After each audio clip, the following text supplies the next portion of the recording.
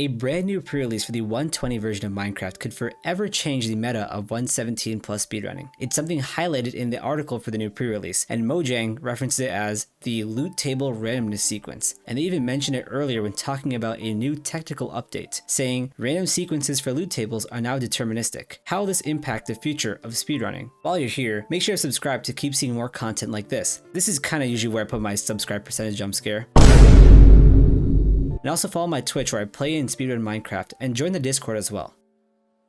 Back to predictable randomness. The new Minecraft RNG mechanic, or the random number generator that determines how things happen randomly in the game, is changing to something that is predetermined by the seed you are playing on. Previously, things like world generation, where diamond ores are located, what structures spawn in the world, what loot is in certain chests, where the biomes are, and so on, were determined based on the seed given to the player. That way, if the seed is used to generate the world again, everything that was generated in the world will appear again, giving a predictable randomness to the so-called random seed given to the player. This random world can be regenerated again and again, which is what a deterministic randomness essentially boils down to. Now, not everything in Minecraft right now is following this random model. For example, if you were to create a world and you killed a wither skeleton somehow, you wouldn't be always guaranteed the chance that it would drop the wither skull on the first attempt, since there's a 2.5% chance of that event occurring.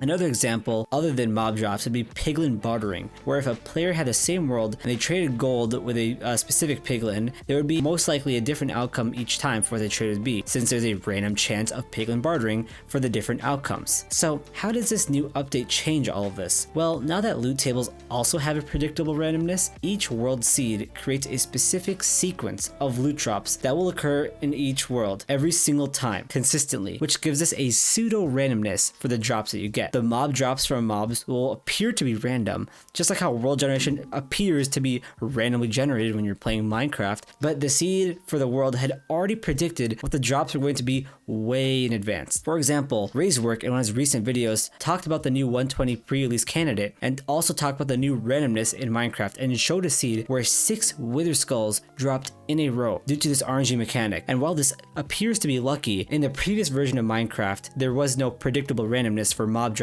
So if you had to kill 6 wither skeletons in that world, they would not always drop 6 wither skulls, heck, even 1, because the chance is so low. But for this specific world now, it will always consistently drop 6 wither skulls in a row every single time, since that's how the loot tables are sequentially made now. Of course, this will happen in every single world. That means that for this particular world, every single time it's generated, a wither skeleton drops 6 skulls, even for an infinite amount of times that you repeat this event. So why is this important? While the player will never notice this, as randomness has always been a thing in a game, speedrunners may find this useful. Now, disclaimer, the optimal version to speedrun random seed glitchless, which is one of the biggest speedrunning categories, is going to be on 116.1. Otherwise, it's suboptimal to play any other version. You don't know the seed in advance, so you won't really gain anything out of this, since the pseudo randomness or the predictable randomness won't affect you, since you won't know the seed and you'll have never seen the world before, most likely. So 116 has the best pearl rates from piglin, and also no piglin brutes. So if you're a speedrunner, please continue to play 116.1 for your RSG. Though for the set seed category, things might start to get interesting. Now, even though 116.1 is the most optimal version to speedrun, the current world record for set seed glitchless, which is where you get a seed beforehand and you keep playing it till you get a better time, the record is currently on version 116.5. Again, the version with the bad pearl rates and the awful piglin brutes who can literally 2-tap you. In this, the world record is pretty mechanically skilled based, which is pretty impressive, as most of the run has very precise movement to obtain world generated objects like chests, beds, traveling to the nether by building a nether portal, finding the stronghold by building another